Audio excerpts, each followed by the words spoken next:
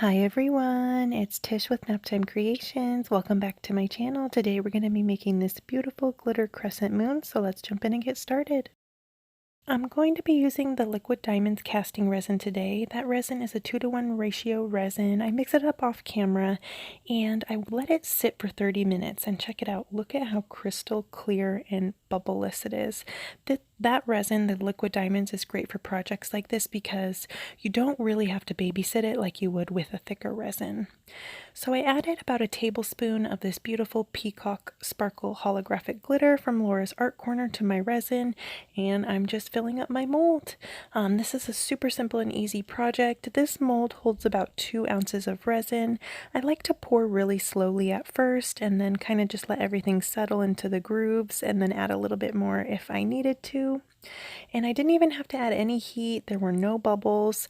I covered it up with an upside down plastic storage tote and let it dry for, it's a little bit bendy still. I was excited to demold it. So this is about 18 hours. So I demolded it a little bit early. Liquid Diamonds, you really want to let it sit for about a day before you demold it. But I was excited to demold this one. So now we're going to fill in the etching. And this part is really fun. You could do whatever color you want. You could do custom colors. I just went in with white acrylic paint, as you could see, and a flat brush, and I was really scrubbing that paint into the etching. And that mold, the moon mold, had that etching in it already. I'll link it down below. I got it off Instagram from a mold maker on there, and if you guys aren't following me on Instagram, check me out on there. It's naptimecreations_Tish. So here I wanted to show you what I did was I was wiping it off with a microfiber towel, and it really kind of took the paint out of the etching, and I didn't like that. So what I did was went back over it again with more paint, and I'm going to wipe it off with a paper towel. The paper towel worked really well for this. What you do is just kind of push down with your finger with pressure and kind of just glide it across the top of the moon here. You don't want to kind of push down because you don't want to take that paint out of the etching. If you just kind of take your finger, wrap it up in the paper towel, and glide it across the surface of the mold or the moon, see?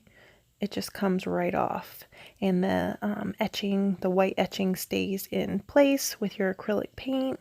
So what I did after I got it all cleaned up, let it dry for a few hours, and then I went in and did another coat of white paint. And then I let that dry for about 12 hours. I let it dry overnight. And then the next day I went in and installed a little eye screw at the top of the moon and gave it a clear top coat of resin. And I added liquid latex to the back. I'm going to show you me peeling the liquid latex off the back. I love using liquid latex for projects like this too because it's so easy. You just paint it on and then it peels right off. See? And I have a dedicated tutorial showing you step by step how to do the liquid latex trick. If you guys want to check it out, I'll leave it at the end card screen of this video. Just click that and it'll take you straight to that video and you can go check it out. And if you're new to resin art and want to see step by step how to do a clear top coat of resin, I will link that video down below in the description. I also have a tutorial showing that too. I just cut it out of this video to save time, so be sure to check that video out. And here it is, all nice and finished. It turned out really pretty. I just love that sparkle from the glitter. And if you guys need any glitter, be sure to check out Laura's Art Corner. I'll link her store down below. And I bought some chains off Amazon to hang this up. I was thinking it would be really pretty to hang kind of like in the window so it would catch some light, but the chains were way too bulky. It just didn't look right. So I think what I'm going to do is just attach some like fishing line and put some really pretty beads on there. I think that would look really nice and delicate instead of a big like bulky chain hanging up there. So I'll do that until I can find some more delicate style chains to hang it up. But what do you guys think about this one? Let me know down in the comments. Thank you so much for watching. I hope you liked it, and if you did, go ahead and leave me a like, hit that thumbs up button, and go check out a few more of my other videos. That would really help me out a lot. I'll leave some right here in the end card screen. Just click it and it'll take you straight to the video. Thanks again, guys. I'll see you on Wednesday for another video. Bye!